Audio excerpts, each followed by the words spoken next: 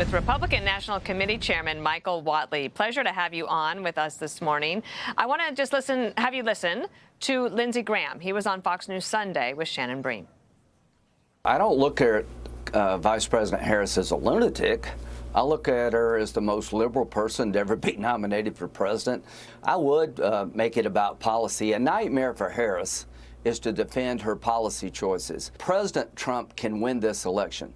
His policies are good for America, and if you have a policy debate for president, he wins. At some point, the sugar high was going to come to an end, and on Friday, when she put forward her proposal on getting prices down, like the idea of price controls and the government being in charge, and the idea that price gouging is the entire reason. We just had a congresswoman on from Michigan, Debbie Dingle. She didn't love the policy, and she didn't really want to answer the question. Is that the first part of the Trump attempt to try to focus on policy? Well, we've been focused on policy. I think every single day Donald Trump has been talking about wanting to secure the southern border, wanting to rein in this out-of-control inflation, and wanting to make sure that we have a strong standing in the world and we're going to be the leaders of the free world. Those are the policy basics that the American people want this election to be decided on. And on every single one of those, Donald Trump is leading Kamala Harris. On that, sir, listen, there's a poll every day, and I don't know what you give stock in. I believe our Fox polling, I think our people do a buttoned-up job. New York Times, however, has some of these Sunbelt states, and they show a shift already, I should say. Here we go. In Arizona, they've got her up 5 right now. That's a flip. North Carolina, your home state, they've got her up 2. That's a flip. Nevada, she's down 1. Georgia, she is down 4. What do you see in those 4 states today, sir? Well, what we see is a continuation of the fact that this is going to be a tight election, and we know that it's going to be a tight election. We have spent time in North Carolina just this week. The polling that we're seeing on the ground in North Carolina, the results of everything that we're doing, shows us that we're in a good position. We feel like we're very competitive in all of these states. We're going to win these. But the key is that we're winning on the issues, and this is going to be an issues-based campaign. We just saw polling that came out over the weekend that shows that Donald Trump is leading her when talking about the economy, when talking about jobs, when talking about inflation, when talking about the southern border. And those are the issue sets that are really going to drive this election. One of the things that we haven't had is an interview with the vice president. So she hasn't even had to answer any questions about flip-flops or policies or even what she thinks about Joe Biden dropping out of the race.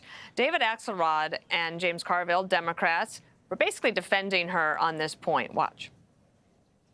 If I were her team, I would want to be doing what she's been doing. I would want to be riding this wave and organizing through these big rallies and creating a sense of momentum and so on. I don't fault them for that. But then she's going to have to get into a routine of it, and I think that she will, and that will be a test that she will have to pass. And there's a doctrine in presidential politics that says if your opponent keeps shooting himself, don't get in his way.